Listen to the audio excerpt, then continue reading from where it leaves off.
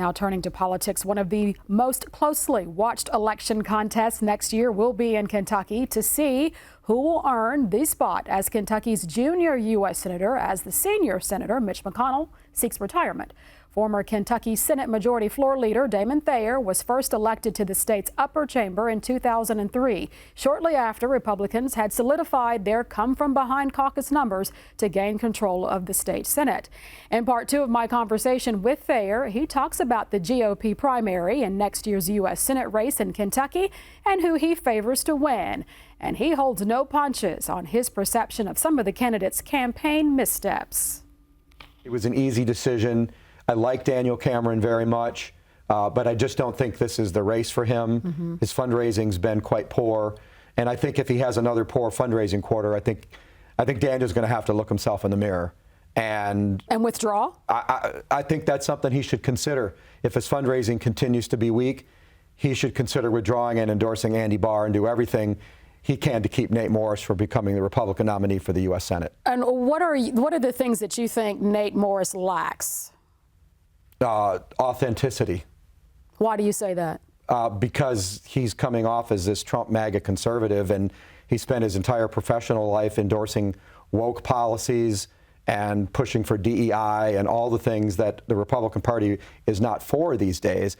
And, you know, I used to count Nate as a friend, but his reaction to me via text when I endorsed Andy Barr for Senate really kind of showed his true colors. And, you know, like a lot of people who thought they were friends with Nate Morris, we bought stock in Rubicon to show our support for him, and that stock is now worth bumpkus, zero. And, you know, I think he has to answer for that. And I don't appreciate his broadside attacks on Senator McConnell and his legacy. You know, the Democrats proved in 2024 you can't win an office by just being against one person. And I think this sort of one-trick pony assault on one of the greatest Americans of the last 50 years, who saved this country from so many bad things happening to it, who pushed for the Bush tax cuts, the Trump tax cuts, and reshaped the federal judiciary. I think it's just beyond the pale for him to come out and broadside Senator McConnell like this, especially since they were once allies and he was a supporter of him. And I think it's weak, and I don't want him to be the next U.S. Senator from Kentucky. But do you think it's a message that will sell to Kentucky voters who are seemingly in the camp of Donald Trump and who would go along with whoever Donald Trump were to endorse, which we don't know who that is right now? We don't. And honestly, I mean, Donald Trump should endorse Andy Barr. I mean, he's had no more loyal foot soldier in the United States Congress than Andy Barr. But I don't think this is a good tactic in a Republican primary. I understand that there are people who, in my party, who are unhappy with Leader McConnell and his votes against a couple of President Trump's nominees, but and maybe some other things too. But you have to look at the man's entire record. You got to remember, people in Kentucky have been voting for Mitch McConnell in Republican primaries and general elections for 40 years. And I think they're going to sit back and say, this guy's got one campaign message, and that is Mitch McConnell bad.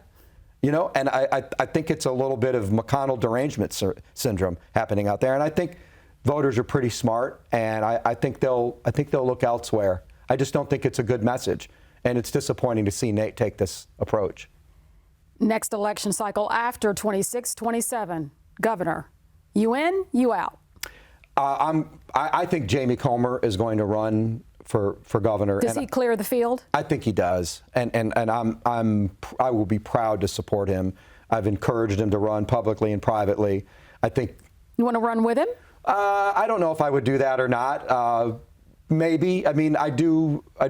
I'm not going to lie. I think being governor would be cool.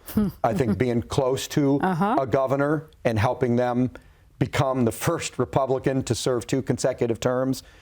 Because, look, it's going to take a long time to clear out the detritus from the Beshear administration and really 100 years of Democratic dominance in the governor's mansion. So I would keep all things open. One thing I've learned with the way my life has gone professionally, it's gone a completely different direction from what I thought. But my phone started ringing in January, and you know, keeping really busy, working in a ton of states on horse racing matters. I'd never say never, but my main thing is to support Jamie. And there is more from Damon Thayer tomorrow night on Kentucky Edition when he talks about the possibility of Kentucky lawmakers redrawing congressional district lines like what's happened in Texas and California. Is there a plan for that in Kentucky? We'll find out if Damon Thayer knows and if he says it tomorrow night.